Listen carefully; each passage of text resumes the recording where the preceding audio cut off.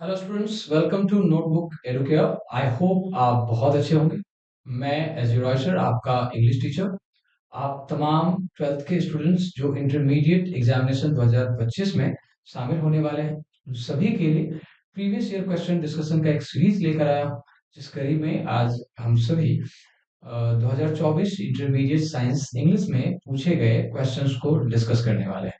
यदि आप इस वीडियो को अंत तक देखते हैं तो निश्चित तौर पे आप बहुत सारे ऐसे शानदार मैजिकल कॉन्सेप्ट सीखोगे जो आने वाले एग्जाम में आपके लिए काफी हेल्पफुल साबित होने वाला है। तो आइए बिना देरी के शुरू से शुरू करते हैं।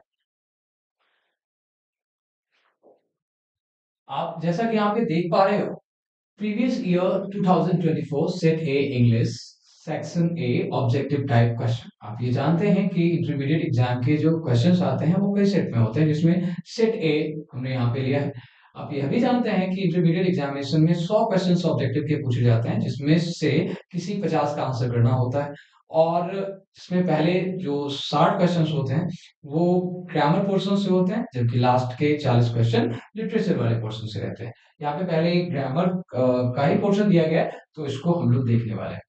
अब देख पा रहे होंगे यहाँ पे लिखा है चूज द करेक्ट सेंटेंस।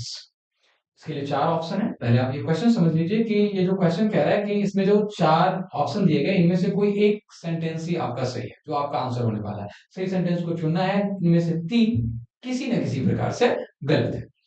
पहला ऑप्शन देखेंगे, I did my work quick, I did my work very quick, I did my work quickly, I do my work in quick. कुल मिलाकर के ये जो चार ऑप्शन है, यहाँ पे इन सेंटेंस का जो मीनिंग है कि मैंने अपना काम तेजी से किया।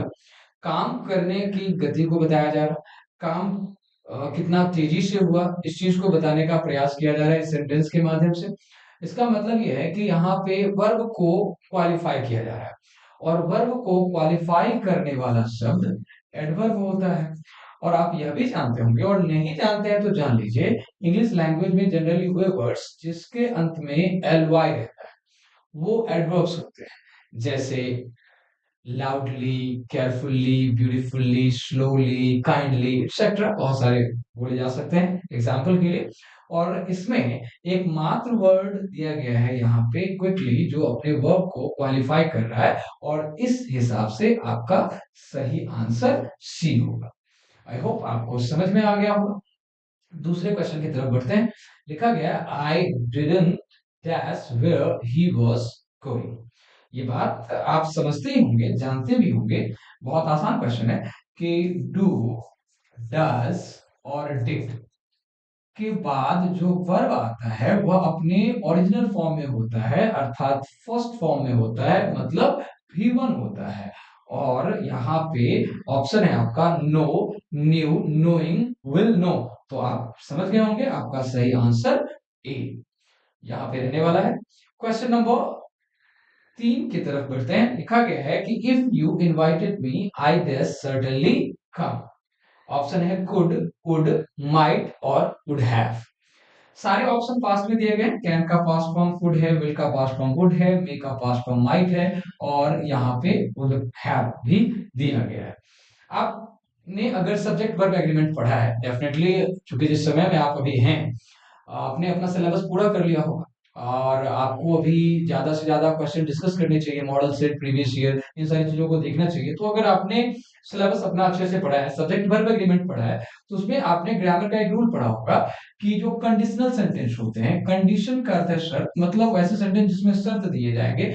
ऐसे सेंटेंस जनरली दो भाग में होते हैं, जिसका पहला भाग जो होता है उसका वर्ब V1 या V5 के फॉर्म में होता है, जबकि दूसरा भाग जो होता है वो सेल या विल के साथ V1 के फॉर्म में रहता है। उसी का पास्ट फॉर्म यहाँ पे दिया गया है। आप ये बात भी जानते हैं ना कि V1 या V5 का पास्ट फॉर्म V2 है, सेल के लिए शुड है, विल के लिए उड है। ये बात तो आप जानते ही हैं। और इस हिसाब से आप देखोगे कि सेंटेंस का एक भाग जब पास्ट में हो तो दूसरा भी पास्ट में रहेगा।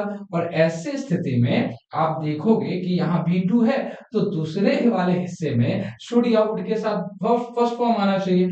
और आप देखोगे वर्ब का फर्स्ट फॉर्म तो यहाँ दिया गया ही है, तो सही आंसर यहाँ पे क्या हो जाएगा, वुड हो जाएगा। उम्मीद है आप इसको एंजॉय कर रहे होंगे, समझ रहे होंगे। क्वेश्चन नंबर 4 को देखते हैं। लिखा गया है choose the miss spelled word. यहाँ पे भी 4 ऑप्शन दिए गए हैं आपको, और इसमें वह वर्ड जिसकी स्पेलिंग गलत है वह आपको चुनना है, और वही आपका सही आंसर रहने वाला है। पहला ऑप्शन देखते हैं। लिखा गया है कैंपेन, दूसरा ऑप्शन है कंट्रोवर्सी, तीसरा ऑप्शन है सेक्रेटरी। यहाँ पे एक एरर है, अभी हम इस पर आएंगे। और फिर लिखा गया डिसीजन। पहले देखते हैं कैंपेन। इसके स्पेलिंग बिल्कुल दुरुस्त है, बिल्कुल सही है, जिसका अर्थ होता है अभियान, कैंपेन। ये कहते हैं ना लोग कि कैंपेनिंग कर रहे हैं, मतलब अभियान चला रहे हैं। नेक्स्ट है कंट्रोवर्सी। कंट्रोवर्सी का अर्थ होता है वाद विवाद, या विवाद आप कह सकते हैं, है ना। आप सुनने सुना होगा कि फलना एक्टर का फलना एक्टर एक्ट्रेस या एक्टर के साथ कंट्रोवर्सी हो गई, या कोई भी उलूल जुलूल बयान दिया गया, उस पर बहस विवाद हो गया, कंट्रोवर्सी। एक लास्ट ऑप्शन आपका दिया गया डिसीजन, निर्णय। आप जानते हैं सेक्रेटरी में एक्चुअली यहाँ पे ए होना चाहिए, SECRETARY, सेक्रेटरी। और सेक्रेटरी का मतलब होता है सचिव। तो सही आंसर आपका यहाँ पे सी हो गया। उम्मीद है आप समझ गए होंगे। बढ़ते हैं अगले क्वेश्चन की तरफ, और क्वेश्चन नंबर 5 देखेंगे। लिखा गया है चूज द करेक्ट वर्ड। सही वर्ड यहाँ पे चुन। पिछले वाले में जिसकी स्पेलिंग गलत थी वो वर्ड हमारा आंसर था, लेकिन यहाँ पे जो वर्ड की स्पेलिंग सही है वो हमारा आंसर रहने वाला है। अब देखेंगे ऑप्शन लिखा गया है हारमोनी, हारमोनी, हारमोनी और हारमोनी। इस तरह के वर्ड्स दिए गए हैं। अगर आपने इंडियन सिविलाइजेशन एंड कल्चर पढ़ा होगा तो वहां पे ये वर्ड था। आप देखोगे हारमनी। हारमनी का जो अर्थ है वो है सद्भाव या सामाजिक सौहार्द, सोशल हारमनी ऐसा बोलते हैं लोग, है ना। तो हारमनी का अर्थ होता है सौहार्द, या क्या बोलते हैं, अभी अभी तो हमने आपको बताया, हारमनी का अर्थ है सद्भाव, है ना, या सौहार्द। तो यहाँ पे जो एक ही वर्ड है जिसकी स्पेलिंग सही है, और वो है हारमनी। बढ़ते हैं अगले क्वेश्चन की तरफ। Choose the correct one word substitution of ceremony of crowning a king. One word substitution अनेक शब्दों के लिए एक शब्द। यहाँ पे दिया गया ceremony of crowning a king. King का मतलब राजा, सम्राट। क्राउनिंग मतलब, क्राउन का अर्थ होता है बच्चों ताज, और किसी को ताज पहनाया जाता है, किसी साम्राज्य का उसको दायित्व दिया जाता है ताज के माध्यम से, और उसको बोलते हैं क्राउन। और सेरेमनी का अर्थ है समारोह, मतलब अगर किसी राजा के ताजपोशी का समारोह हो तो उसे हम क्या कहेंगे। आप देखेंगे ऑप्शन दिया गया कॉकेट, डेमागोग, कॉरोनेशन और डिफिशिएट। ये 4 ऑप्शन दिए गए हैं। चारों ऑप्शन पर विचार करेंगे हम। पहला वर्ड लिखा गया कॉकेट। कॉकेट जो शब्द है इसका मतलब होता है नखरेबाज। टेंट्रम्स का मतलब होता है नखरेबाज, ये नखरेबाजी करना, इस तरह के ये नखरे मीनिंग होते हैं इसके।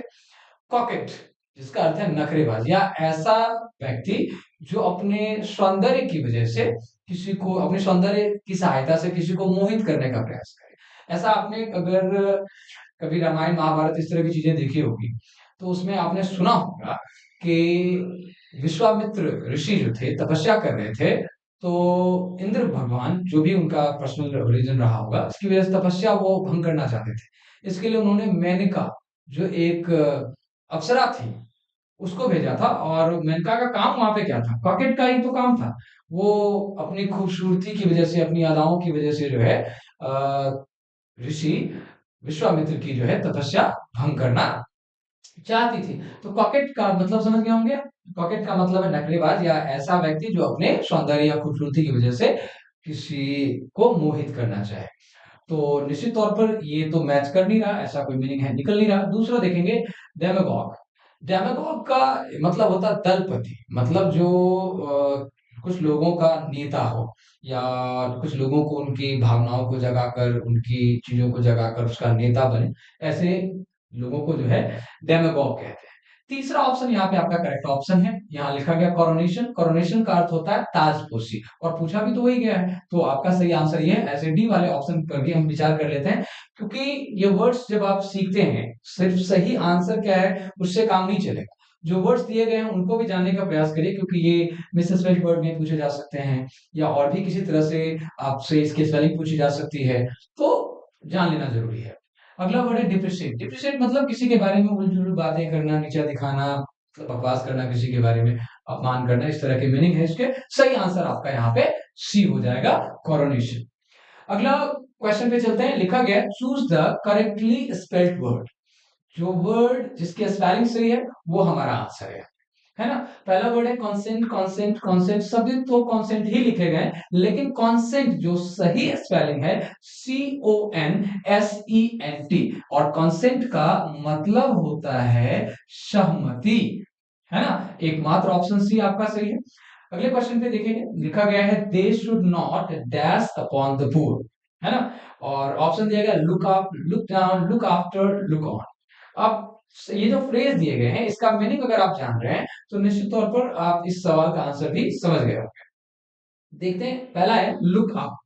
लुक अप का मतलब है देखना। लुक डाउन, और ध्यान देंगे लुक अप पहले है और इसके साथ यहाँ पे अपॉन भी ऐड हो रहा है, तो लुक अप अपॉन ऐसा कोई फ्रेज नहीं होता। लुक डाउन अपॉन एक फ्रेज है जिसका मतलब है किसी को नीचा दिखाना, है ना। लुक आफ्टर का अर्थ है देखभाल करना। लुक ऑन ऐसा कोई, लुक ऑन अपॉन ऐसा कोई फ्रेज नहीं बनेगा। लुक डाउन अपॉन इसका मतलब होता है किसी को नीचा दिखाना। लुक आफ्टर तो आप समझ रहे हैं देखभाल करना। तो they should not look down upon the poor, उन्हें गरीबों को नीचा नहीं दिखाना चाहिए। इसलिए आपका सही आंसर यहाँ क्या हो जाएगा, लुक डाउन, इसके साथ अपॉन आता है। लुक डाउन अपॉन आपका सही आंसर हो गया। और लुक आफ्टर, लुक ऑन और लुक अप गलत है। बढ़ते हैं अगले क्वेश्चन की तरफ। लिखा गया है there is dash university here, और ऑप्शन देख के आप समझ गए होंगे आर्टिकल का क्वेश्चन है। आर्टिकल डेफिनेटली आपने पढ़ा ही होगा, और ध्यान रहे आर्टिकल्स आपने पढ़ा होगा, जहां भी पढ़ा होगा कोई बात नहीं। मैं आपको एक बात बता दूं, आर्टिकल्स के क्वेश्चंस में क्या करना है आपको, कि जब तक द लगाने का सही कारण ना मिल जाए, कोई सफिशिएंट रीजन ना आपको मिल जाए, तब तक द का प्रयोग नहीं करें।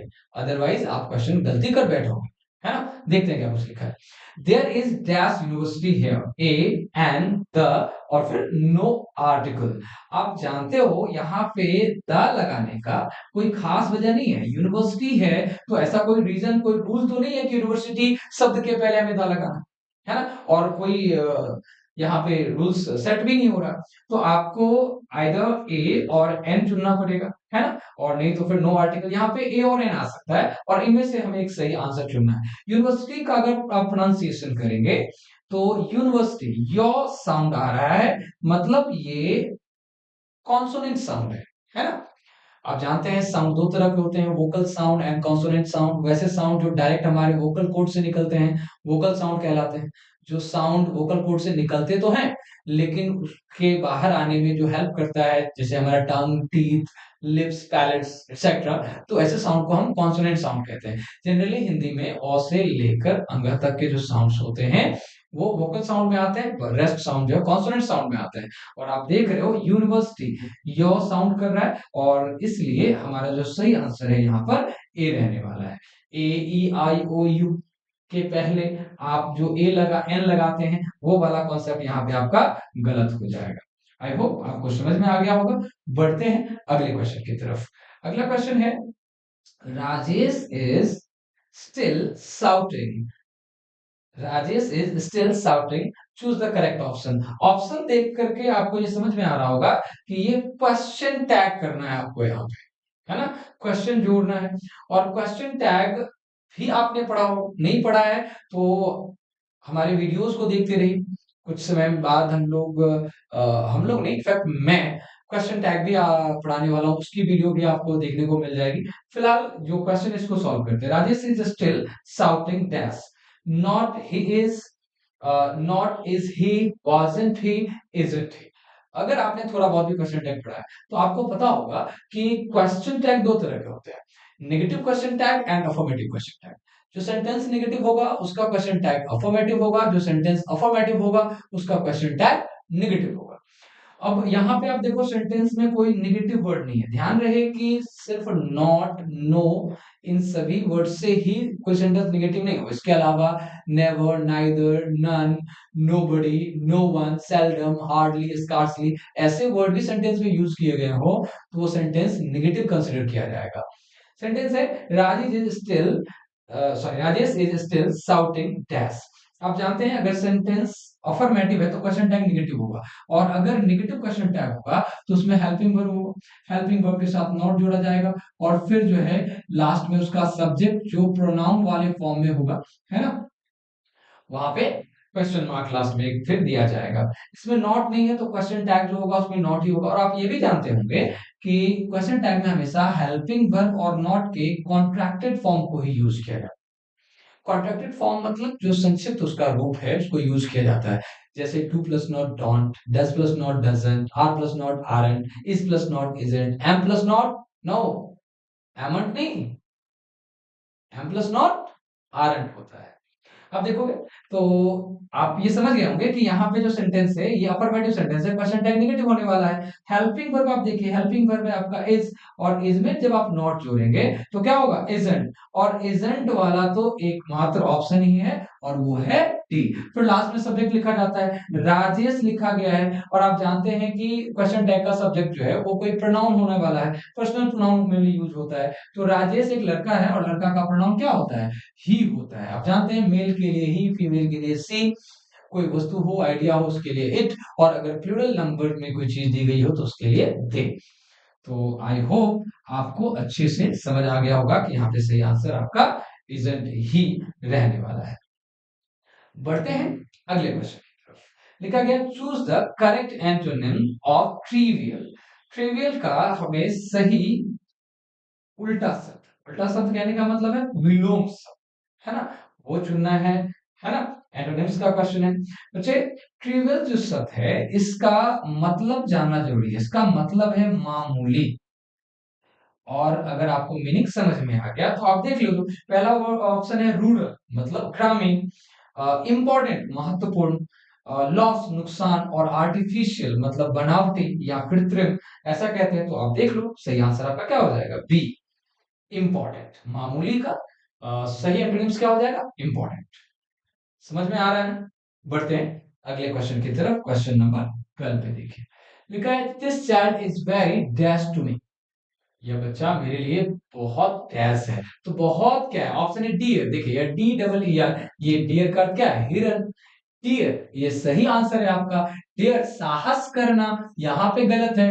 डियर कोई कॉम्पैरेटिव यूज करना नहीं है। आपका सही आंसर बी हो जाएगा। बहुत आसान क्वेश्चन था। आप भी क्वेश्चन के को देखने के साथ ही आंसर समझ गए होंगे कि डियर रहने वाला। तो कुछ दम है नहीं तो इस पे बहुत बात करेंगे नहीं।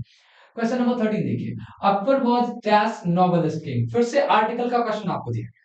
यहाँ भी ए एंड द में से कोई ऑप्शन आपको सेलेक्ट करना है, और अगर तीनों में से कोई नहीं आ रहा तो फिर नो आर्टिकल, डी आपका आंसर होगा। देखते हैं क्या है नॉवेलिस्ट की। ध्यान रख देना है आपको कि आर्टिकल के क्वेश्चन में वो वर्ड बहुत अहमियत रखता है जिसके पहले हमें आर्टिकल यूज करना है ना। तो आप देखोगे यहाँ पे लिखा गया नॉवेलिस्ट। नॉवेल का सुपरलेटिव डिग्री होता है नॉवेलिस्ट, और आर्टिकल का रूल है कि सुपरलेटिव डिग्री के पहले, सुपरलेटिव डिग्री के एडजेक्टिव के पहले हम लोग जनरली द का प्रयोग करते हैं। तो सही आंसर सी हो जाएगा। समझ रहे हैं ना आप। बढ़ते हैं फिर अगले क्वेश्चन पे। Modi always dash chapatis in his dinner. देखो अगर आप समझ रहे हो और कोई नया कॉन्सेप्ट आपको मिल रहा है जो आपके लिए काफी हेल्पफुल रहने वाला है, और आपको पता है कि वो बाद में याद नहीं रहेगा, तो आप कॉपी कलम लेके बैठ जाओ और उसे नोट करते चलो, समय पर रिवाइज कर लेना। लिखा है मोती always dash chapatis in his dinner. मोती जो है हमेशा अपने डिनर में चपाती खाती, ऐसा कुछ मीनिंग है इसका। ऑप्शन है ईट, इट्स, ईटिंग और ईटिंग। आप ये बात जानते हैं कि जनरली वर्ब का फोर्थ फॉर्म तो तब आएगा ना जब am, is, are, was, were होना चाहिए, have been, has been, had been होना चाहिए, शैल बी, विल बी, इस तरह की चीज होनी चाहिए जो यहाँ पे नहीं दिया गया, गलत हो गया। इट एंड वर्ब का थर्ड फॉर्म है और इसको यूज करने के लिए भी आपको हेल्पिंग वर्ब चाहिए, जबकि यहाँ पे कोई हेल्पिंग वर्ब नहीं दिया गया है। हेल्पिंग वर्ब तो समझ रहे हैं ना, am, is, are, was, were, have, has, had, do, does, did, shall, should, will, would, can, could, may, might, must, ought to, need, dare, used to, ये सारे हेल्पिंग वर्ब्स हैं। तो इनमें से तो कोई नजर नहीं आ रहा, और नजर नहीं आ रहा तो ये दोनों ऑप्शन गलत हो गए। अब आपका है ईट और इट्स। आप ये अच्छी तरह जानते हैं मोती है ना, सिंगुलर सब्जेक्ट है, थर्ड पर्सन सिंगुलर नंबर के साथ हम लोग वर्ब का फिफ्थ फॉर्म यूज करते हैं, और वैसे भी सिंगुलर सब्जेक्ट होगा तो वर्ब भी सिंगुलर रहेगा। और आप जानते हैं ना कि वर्ब अपने ओरिजिनल फॉर्म में प्लूरल होता है, और जब वर्ब में हम एस या ईएस लगाते हैं तब वो सिंगुलर हो जाता है। तो जब सब्जेक्ट हमारा सिंगुलर है तो वर्ब भी सिंगुलर होगा। सही आंसर यहाँ क्या हो जाएगा, इट्स। बढ़ते हैं अगले क्वेश्चन की तरफ। Choose the correct sentence. फिर से हमें जो ऑप्शन दिए गए इनमें से 3 ऑप्शन गलत हैं। एक ही ऑप्शन सही है जो हमारा आंसर होगा, और तीनों में से जो करेक्ट है वो, सॉरी, चारों में से जो करेक्ट सेंटेंस है वो हमें फाइंड आउट करना है, वो हमें देखना है। He prevented me from going there, he prevented me to go there, he prevents me at going there, he preventing me through going there. ध्यान रखना है, गोइंग से पहले एट का प्रयोग नहीं होगा, ये प्रेपोजिशन आता नहीं है। गोइंग के पहले जनरली फ्रॉम भी नहीं आता है। अब दो ऑप्शन आप देख लो, he prevented me to go there, he preventing me. अब फिर से देखो, वर्ब का फोर्थ फॉर्म है यहाँ पे, और वर्ब के फोर्थ फॉर्म के लिए अभी अभी हमने यहाँ पे समझाया आपको कि हेल्पिंग वर्ब चाहिए उसके ठीक पहले, और उसके पहले तो कोई हेल्पिंग वर्ब है नहीं, ये आपका ऑप्शन इनकरेक्ट हो जाएगा। तो correct answer, he prevented me to go there, वहां जाने से उसने मुझे रोका। प्रिवेंट मतलब रोकना, मना करना, इस तरह के मीनिंग होते हैं इसके। बढ़ते हैं अगले क्वेश्चन की तरफ। अगला क्वेश्चन लिखा गया है, he dash not be there, choose the correct option. सही ऑप्शन चुनना है, और आसानी क्वेश्चन यहाँ पे दिख रहा है, he dash not be there. Option है इज, शैल, नीड और मस्ट। क्योंकि दो ऑप्शन यहाँ पे मॉडल हेल्पिंग वर्ब के हैं, एक मार्जिनल का है, एक बी फॉर्म है। आप ये बात अच्छी तरह जानते हैं कि इट इज का के बाद बी तो आएगा नहीं, आप ये गलत कर दो। Shall, he shall not be there, he need not be there, he must not be there. ध्यान देंगे मीनिंग के अकॉर्डिंग ये तीनों सही है। He shall not be there, वो वहां नहीं होगा। He need not be there, उससे वहां होने की जरूरत नहीं है। He must not be there, उससे वहां अवश्य नहीं होना चाहिए। यहाँ पे कंपल्सन, बाध्यता की बात करी जा रही है, किसी इस बात पर जोर दिया जा रहा है, और तब हमारा सही आंसर क्या होगा, डी हो जाएगा। ध्यान रहे, मॉडल्स के जो क्वेश्चंस रहते हैं उसमें सारे के सारे ऑप्शन मीनिंग के आधार पर सही होते हैं, जो बेस्ट ऑप्शन होता है वो आपको सेलेक्ट करना पड़ता है। बढ़ते हैं अगले क्वेश्चन की तरफ। क्वेश्चन नंबर 17 पे देखिए क्या कुछ लिखा है, dash the grass, choose the correct option. Keep of, keep on, keep up, keep away. यहाँ भी फ्रेज दिया गया है, ध्यान देंगे बच्चे। कीप ऑफ किसी चीज से दूर रहना, कीप ऑन किसी चीज को जारी रखना, कीप अप का मतलब भी लगभग सेम है, जारी रखना, और कीप अवे दूर रहना, परहेज करना, ये सारे तरह के मीनिंग होते हैं। तो आपको कहा जा रहा है keep dash the grass, grass को जारी रखना, लगे रहना, ऐसा कोई बात तो है नहीं। तो घास किसी ने लगाया हुआ है गार्डन में, उसमें लिखा हुआ कि भैया घास से दूर रहो, है ना, और दूर रहने की बात है, तो दो ऑप्शन करेक्ट लग रहे हैं, लेकिन इन दोनों में जो बेस्ट है वो है कीप ऑफ। आई होप आप इसको एंजॉय कर रहे होंगे, समझ रहे होंगे। बढ़ते हैं अगले क्वेश्चन की तरफ। क्वेश्चन नंबर 18 पे देखिए क्या कुछ लिखा हुआ है, लिखा गया है, dash chair is required, choose the correct option. सही ऑप्शन आपको चुनना है। More chair is required, much chair is required, many chair is required, और an extra chair is required. आप ध्यान देंगे यहाँ पे जो नाउन लिखा गया है चेयर, यह सिंगुलर है, एक वचन की बात कर रहा है, और मोर, मच, मैनी का प्रयोग तो प्लूरल के लिए होगा, तो इसलिए हम मैनी, मच और मोर को गलत कर देंगे। सही आंसर क्या हो जाएगा, D, N extra chair is required. एक अतिरिक्त चेयर की, कुर्सी की जरूरत है। जो लोग बैठने वाले थे एक एक्स्ट्रा हो गए, तो एक एक्स्ट्रा चेयर लगेगा। क्वेश्चन नंबर 19 को देखिए, Ramesh is dash and hearty. Option है हेल, हिल, हील, हेड। रमेश, एक ये फ्रेज है हेल एंड हार्टी, जिसका अर्थ होता है स्वस्थ, तंदुरुस्त। अब ध्यान दो, HAIL, हेल, HEA ये तो हील है, जिसका अर्थ एडी होता है, ऑप्शन गलत है, हेड सिर होता है।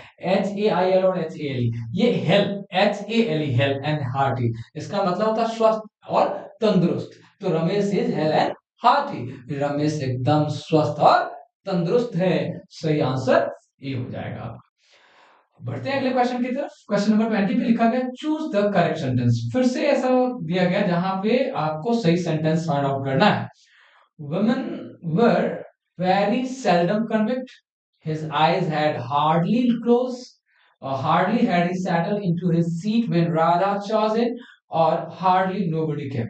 सबसे पहले गलत ऑप्शन को गलत करते हैं, उसको अलग करते हैं। देखो बच्चे, हार्डली अभी भी थोड़ी देर पहले मैंने बताया कि हार्डली नेगेटिव वर्ड है, और नोबडी भी नेगेटिव वर्ड है, तो एक ही सेंटेंस में दो बार नेगेटिव करने की जरूरत नहीं है। आप पहले इसको हटा दो, फिर इसके बाद आप देखो, his eyes had hardly close, ध्यान देना, हैड जब आएगा तो वर्ब का थर्ड फॉर्म आएगा, और वैसे भी ये जो सेंटेंस कह रहा है कि उसकी आंखें बड़ी मुश्किल से खुलती है, तो आप कह सकते हैं ना कि his eyes hardly close, sorry, बंद होती है, ऐसा है। तो आपका ये ऑप्शन गलत है।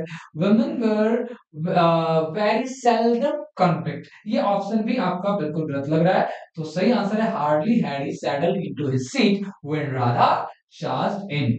सही आंसर आपका सी है। अगले क्वेश्चन को देखते हैं। लिखा है he said that he dash be there, would, need, can और वांट। बच्चे, आप जानते हैं कि सेंटेंस का एक भाग जब पास्ट में हो तो सेंटेंस अगर जोड़े गए हो, है ना, तो सेंटेंस का एक भाग जब पास्ट में रहता है तो दूसरा भी पास्ट में। आप कैसे फाइंड आउट करोगे कि कोई सेंटेंस पास्ट में है? तो पास्ट में सेंटेंस के होने के जो कुछ पहचान है उसमें है कि अगर उस सेंटेंस का वर्ब अपने सेकंड फॉर्म में है तो सेंटेंस पास्ट में है। अगर उस सेंटेंस में वाज या वर का प्रयोग किया गया है तो भी सेंटेंस पास्ट में है। अगर उस सेंटेंस में वर्ब के पहले हैड का प्रयोग किया गया है तो भी वो पास्ट में है। अगर उस सेंटेंस में डिड का प्रयोग किया गया है तो भी वो पास्ट में है। इसके अलावा अगर शुड, वुड, माइट और कुड का प्रयोग किया गया है तो भी वो पास्ट में है। तो सेंटेंस का एक भाग जब पास्ट में होगा तो दूसरा भी किस में होना चाहिए? पास्ट में होना चाहिए। और पास्ट में होना चाहिए तो कैन का प्रयोग तो आप नहीं करेंगे, वांट का प्रयोग तो आप नहीं करेंगे, आप नीड का प्रयोग नहीं करेंगे। सही आंसर क्या होगा? वुड होगा, है ना। क्वेश्चन नंबर 22 पे लिखा गया है I have not heard of you dash last week, since, in, by और फॉर। प्रेपोजिशन का क्वेश्चन आपने ऐसा जरूर पढ़ा होगा।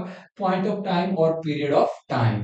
पॉइंट ऑफ टाइम के पहले सिंस लगाते हैं, पीरियड ऑफ टाइम के पहले फॉर लगाते हैं, ये आप जानते हैं। I have not heard of you dash last week, पिछले सप्ताह से मैंने तुम्हारे बारे में कुछ नहीं सुना। तुम जिंदा तो हो ना यार, तुम्हारे बारे में कुछ चर्चा ही नहीं चल रही है, ऐसा कुछ मीनिंग है इस सेंटेंस का।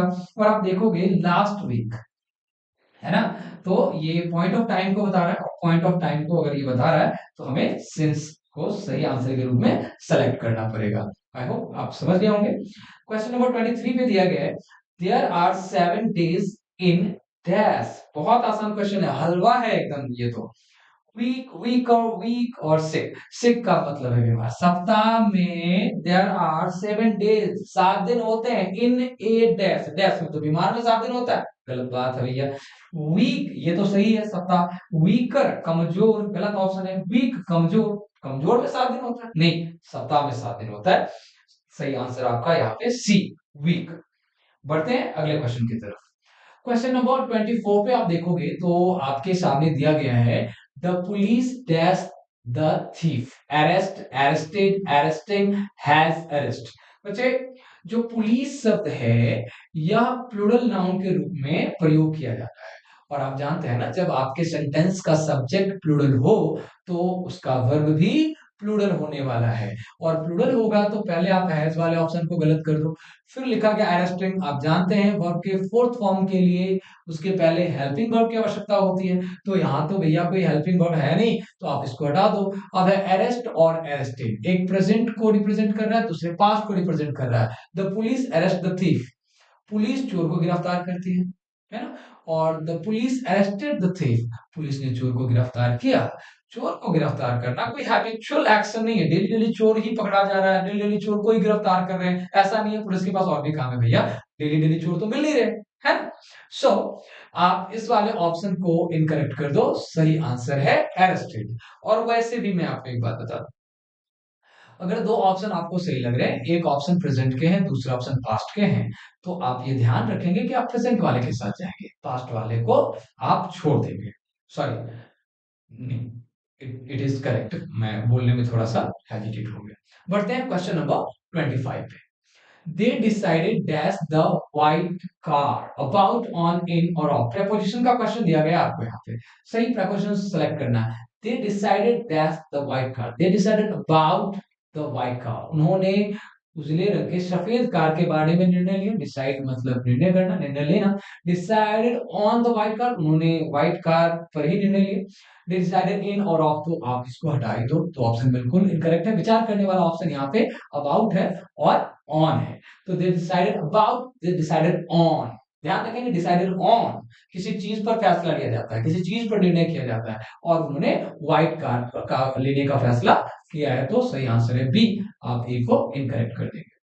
क्वेश्चन नंबर 26 में दिया गया my cycle did not dash brakes, है ना। वैसे तो आप जानते हैं कि डिड डू डज डिड के बाद आने वाला वर्ब अपने फर्स्ट फॉर्म में होता है, लेकिन यहाँ पे हमें वर्ब नहीं, एक और हेल्पिंग वर्ब के रूप में ही जो दिया गया है उसे ही हमें चुनना है कि my cycle did not dash brakes, has, have, had और डिड हैज। जब सवाल, जब सेंटेंस आप देख रहे हो ऑलरेडी पास्ट में है, आप देख रहे हो ना यहाँ पे कि डिड का प्रयोग कर दिया गया। जब सेंटेंस ऑलरेडी पास्ट में है तो फिर हमें दोबारा इसे पास्ट में करने की जरूरत नहीं है, और तब आप यहाँ से हैड को और डिड को हटा दो क्योंकि ये दोनों पास्ट को रिप्रेजेंट करता है। अब बचा हैज और हैड।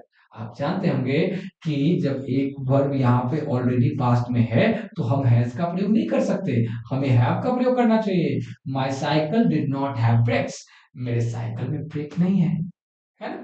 ब्रेक होना चाहिए एक्चुअली। सही आंसर है B.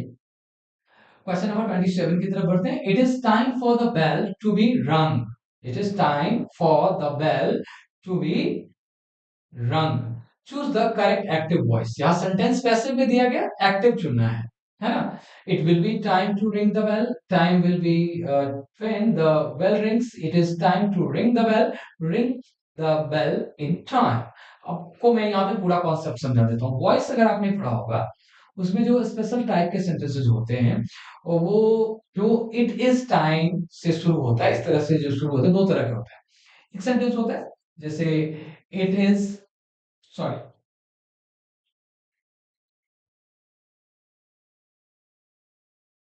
it is, it is time to study।